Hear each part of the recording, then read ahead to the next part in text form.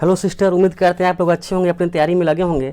जिस चीज़ का आप लोग बहुत दिनों से इंतजार कर रहे थे वो समय आ चुका है, यानी कि बिहार एएनएम नई वैकेंसी 2025 आ चुकी है। टोटल सीट 5006 हैं। 14/8 से फॉर्म भरना शुरू होगा। मात्र आपको 15 दिनों का फॉर्म भरने का टाइम दिया गया है। तो इस वीडियो को जाकर जरूर देख लें, आपको सब समझ में आ जाएगा कौन सा डॉक्यूमेंट लगेगा, कहाँ से लगेगा। तो आगे हम लोग जो शुरू किया था उसमें देखेंगे। तो आप लोग को इंतज़ार जो कर रहे थे इतने लंबे समय से, तब लोग को जो समय मिलेगा बहुत कम मिलेगा, क्योंकि सितंबर में आप लोग का हो सकता है कि आचार संहिता लागू हो जाए, चुनाव है। तो आप लोग को लग रहा है कि मेरे समझ से सितंबर के लास्ट तक आप लोग को एग्जाम हो जाना चाहिए। यानी आप लोग को टाइम मात्र 40 से 45 दिन का टाइम मिल पाएगा आप लोग को तैयारी करने के लिए। तो आप लोग डिस्क्रिप्टिव मत जाइए, यहाँ पे जो इतना पढ़े हैं तो उतना ही रहने दीजिए। थ्योरी पार्ट में होना चाहिए।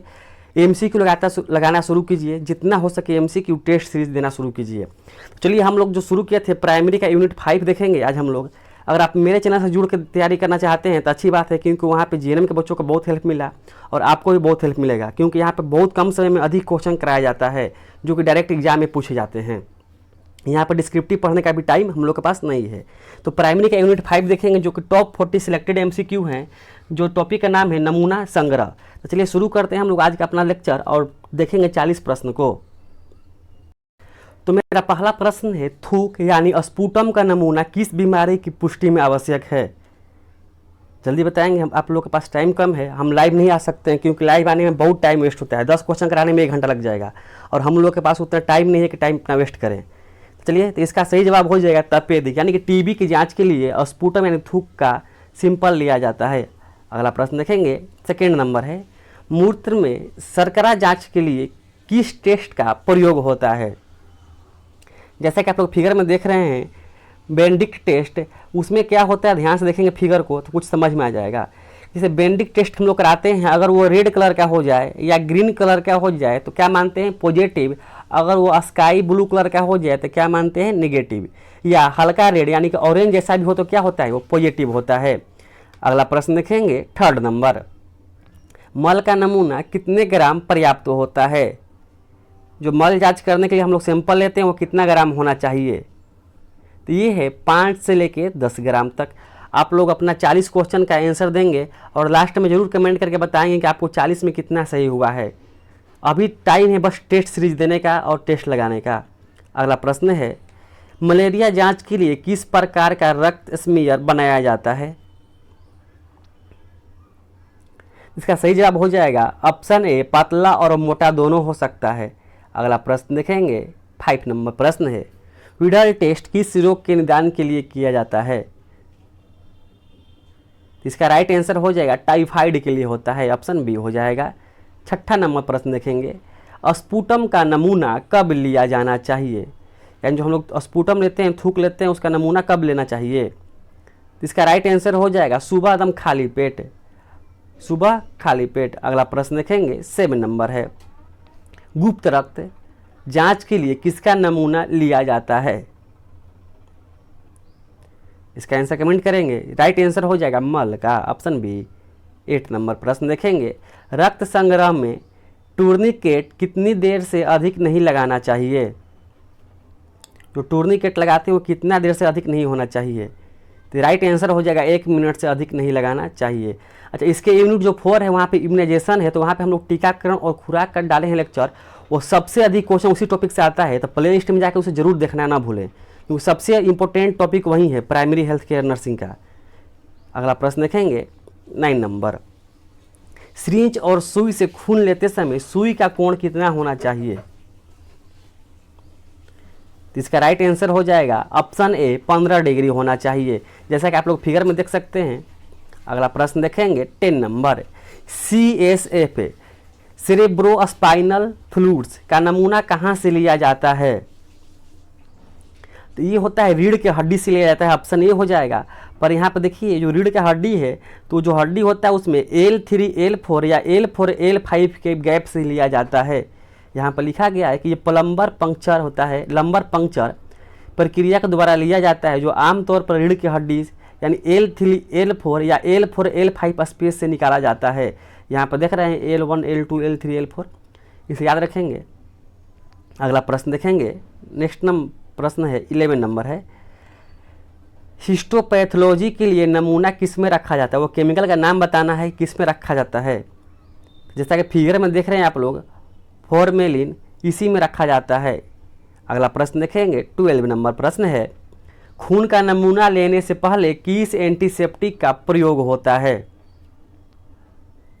इसका राइट आंसर हो जाएगा एस्पिरिट का प्रयोग होता है। 13 नंबर प्रश्न देखेंगे, मूत्र में एल्बुमिन की जांच के लिए कौन सा टेस्ट किया जाता है। एल्बुमिन, इसका राइट आंसर हो जाएगा ऑप्शन ए, हीट और एसिटिक एसिड टेस्ट।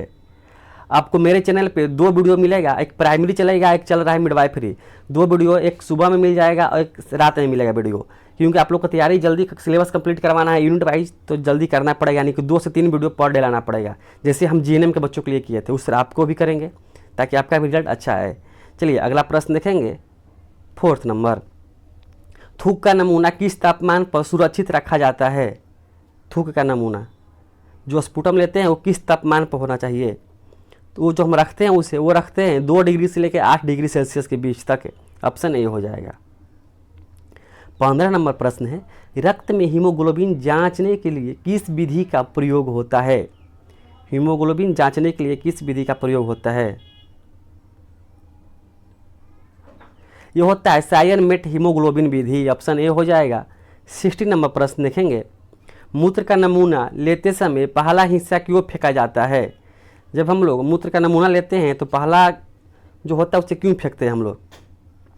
इसका राइट आंसर हो जाएगा ताकि बाहरी संक्रमण हमें ना मिले जांच में। अगला प्रश्न देखेंगे, 70 नंबर, स्पुटम कल्चर टेस्ट के लिए कौन सा माध्यम प्रयोग होता है। इसका राइट आंसर हो जाएगा option A, Lowenstein Jensen medium. Lowenstein Jensen medium है। अगला प्रश्न देखेंगे, 80 नंबर, मूत्र का 24 घंटे का नमूना किस जांच के लिए अधिकतर लिया जाता है। तो इसका राइट आंसर हो जाएगा ऑप्शन बी, प्रोटीन। याद रखेंगे, अच्छा क्वेश्चन है, वेरी वेरी इंपॉर्टेंट प्रश्न है, प्रोटीन के लिए। अगला प्रश्न देखेंगे, 90 नंबर है, खून का नमूना लेने के लिए सबसे आम नस कौन सी है, यानी किस नस से हम लोग ब्लड सैंपल निकालते हैं। इसका राइट आंसर हो जाएगा median cubital vein. Option B. 20 number प्रश्न देखेंगे, 24 घंटे का मूत्र किस रंग के कंटेनर में इकट्ठा किया जाता है। देखिए इसमें इसी प्रकार का क्वेश्चन मिलेगा, क्योंकि ये जो यूनिट वाइज करा रहे हैं तो उसमें एक यूनिट का एक 40 क्वेश्चन करवा रहे हैं, एक सब्जेक्ट का यूनिट वाइज, क्योंकि सिलेबस यही आप लोग का है। तो इसका राइट आंसर हो जाएगा ब्राउन कलर के कंटेनर में, यानी भूरा। अगर आपको पीडीएफ चाहिए तो मेरे टेलीग्राम चैनल और व्हाट्सअप ग्रुप से जुड़ जाएं, क्योंकि व्हाट्सअप चैनल आपको वीडियो के डिस्क्रिप्शन में और कमेंट में लिंक पिन कर दिया जाएगा, आप वहाँ से सेलेक्ट करके जुड़ सकते हैं। अगला प्रश्न है, ताकि आपको पीडीएफ प्रोवाइड करा सकें हम। 21 नंबर प्रश्न है, रक्त का नमूना लेते समय सुई को नस में कितनी गहराई तक डालना चाहिए। बहुत अच्छा प्रश्न है। तो ये होता है 0.5 से लेकर 1 सेंटीमीटर तक। ऑप्शन ए हो जाएगा। 22 नंबर प्रश्न देखेंगे, मूत्र में कीटोन बॉडी जांचने के लिए कौन सा टेस्ट किया जाता है। कीटोन बॉडी जांचने के लिए इसका राइट आंसर हो जाएगा रॉथेरा टेस्ट। अगला प्रश्न देखेंगे, 23 नंबर, स्टूल यानी मल में परजीवी अंडे देखने के लिए कौन सी विधि का प्रयोग होता है। इसका राइट आंसर हो जाएगा स्लाइनवेंट माउंट। अगला प्रश्न देखेंगे, 24 नंबर, रक्त नमूना जमने से रोकने के लिए साइट्रिक का अनुपात रक्त के साथ कितना होता है। जो साइट्रेट डालते हैं रक्त में हम लोग ताकि न जमे ब्लड, उसका कितना रेशियो होना चाहिए, ये पूछा गया है। तो होता है 1:9। अगला प्रश्न देखेंगे, 25 नंबर, CSF नमूना लेने की प्रक्रिया को क्या कहते हैं। अभी हम लोग देखे थे उसमें L1, L3, L4, L5 में रीढ़ की हड्डी में, तो वहीं क्वेश्चन वहीं से लिया गया है। CSF नमूना लेने के लिए जिस प्रक्रिया का प्रयोग करते हैं उसे क्या बोलते हैं, लंबर पंक्चर। बताया तो वहाँ पे भी लंबर पंक्चर। अगला प्रश्न देखेंगे, 26 नंबर, रक्त में मलेरिया परजीवी देखने के लिए किस स्टेन का प्रयोग होता है। इसका राइट आंसर हो जाएगा गिम्सा स्टेन। अगला प्रश्न देखेंगे, 27 नंबर, मूत्र में पीत रवाना की जांच के लिए कौन सा टेस्ट किया जाता है। इसका राइट आंसर हो जाएगा फूसे टेस्ट, ऑप्शन ए। 28 नंबर प्रश्न है, थूक का नमूना तपेदी के लिए कितने बार लिया जाता है? यानी जो टीबी जांच के लिए थूक का नमूना लेते हैं हम लोग, वो कितनी बार ले सकते हैं, कितना बार लिया जाता है, बताना है। तो ये होता है 3 बार लिया जाता है। अगला प्रश्न देखेंगे 29 नंबर, स्टूल में रोटा वायरस की पहचान के लिए कौन सी तकनीक प्रयोग होती है? रोटा वायरस की पहचान के लिए तो ये होता है इलिसा, ELIS, इलिसा टेक्निक का प्रयोग किया जाता है। अगला प्रश्न देखेंगे 30 नंबर, कौन सा नमूना तुरंत लैब भेजना जरूरी है? बहुत इंपॉर्टेंट प्रश्न है, एग्जाम में आ सकता है, वेरी वेरी इंपॉर्टेंट प्रश्न है, क्योंकि आप लोग का जो होगा एग्जाम वो संविदा पे लिए वैकेंसी हुआ है, जो बहाली होगा वो संविदा पे होगा, याद रखेंगे। इसका सही आंसर हो जाएगा CSF, क्योंकि जो हम रीढ़ की हड्डी से निकालते हैं L4 L5 के बीच से, उसी को भेजा जाता है। अगला प्रश्न देखेंगे 31 नंबर, मूत्र में शर्करा जांच के लिए बेनेडिक्ट टेस्ट में क्या रंग परिवर्तन होता है, बताइए। अभी हम बताए तो पहले क्वेश्चन में ही, जो यहाँ का जो कलर होगा वो कैसा हो जाएगा, नीला से हरा, या तो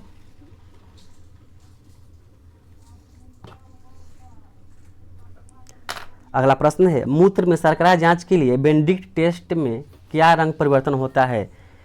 ये फिगर दिखा के हम क्वेश्चन कराए थे आप लोग को, तो उसमें क्या था, देखिए रेड है और क्या है, ग्रीन है, यानी क्या हो जाएगा, नीला से हरा या तो वो लाल हो जाता है। देख लीजिए फिगर में, जो नीला है वो क्या है, नेगेटिव, बाकी दोनों क्या है, ये पॉजिटिव है। अगला प्रश्न देखेंगे 32 नंबर, CBC टेस्ट के लिए कौन सा एंटीकोएगुलेंट प्रयोग होता है? CBC टेस्ट के लिए कौन सा एंटीकोएगुलेंट प्रयोग होता है? इसका राइट आंसर हो जाएगा EDTA, ऑप्शन ए हो जाएगा। अगला प्रश्न देखेंगे 33 नंबर, रक्त गैस विश्लेषण के लिए नमूना किससे लिया जाता है? तो ये होता है आर्टरी से, यानी धमनी से। अगला प्रश्न देखेंगे 34 नंबर, विडल टेस्ट के लिए किस प्रकार का रक्त सीरम चाहिए?